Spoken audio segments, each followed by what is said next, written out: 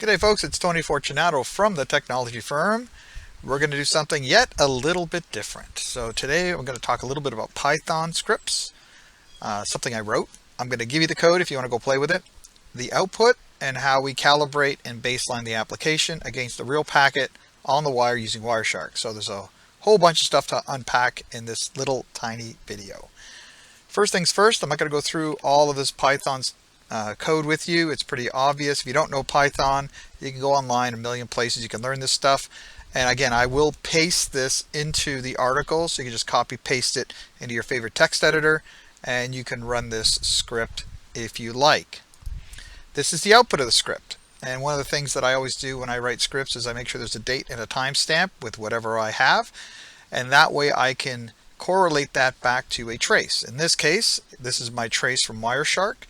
So I started my trace, I did my script, and now I have the output and I have the packet. So if we take a look here we'll see it says epoch arrival time, and UTC arrival time. We're going to go with just the arrival time, 1746. For the people who need the translation, that's 5:46 p.m. And if you come over here, we also have 1746, the very last entry. So that's the one we're going to baseline. So I'm just going to highlight these other ones and hit delete just for a moment. Keep it nice and clean. Go back to Wireshark. A lot of you have commented you really enjoy the tips and tricks on navigating through Wireshark. We'll do that right now. 3-pane displays by default, and this colorized top pane. Not a big fan of this right now. We're not using this for any purpose, so I'm going to turn the colors off just to keep it easy on my eyeballs. And the 3-pane display, all we really need is the top one and the second pane. This is called the bytes pane, so we're going to get rid of that. View, packet bytes, click, and it goes away. Now we got a little bit more real estate, which is what we want. The time is set up in this manner. We have time display format, seconds since first captured packet. So it's like a running time. So 0, 60 milliseconds, 61, so on and so on and so on. And that's going to make it easy for us to validate the values that we have in our output. So here we have 60.36 milliseconds for this. And what I did with the script was I recorded 2 response times, TCP and HTTPS.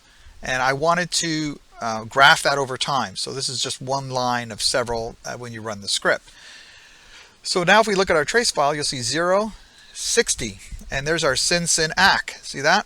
And it's 60 milliseconds. Now, with Microsoft, it all depends on a lot of stuff. Generally speaking, though, you're only accurate to a millisecond. So I don't care what's after the 60. I don't care if it's 60.03601. It's not accurate on most Microsoft systems anyways. If you had Linux, it'd be a different story. Or if you had a special purpose-built appliance from a vendor, that's a different story as well. So we'll go with 60. So that was 60, and the output here is 60. Awesome. Now we have our HTTPS response time, which is 253 milliseconds. So where would that start? Well, this would be the first packet I would consider as part of the HTTPS conversation.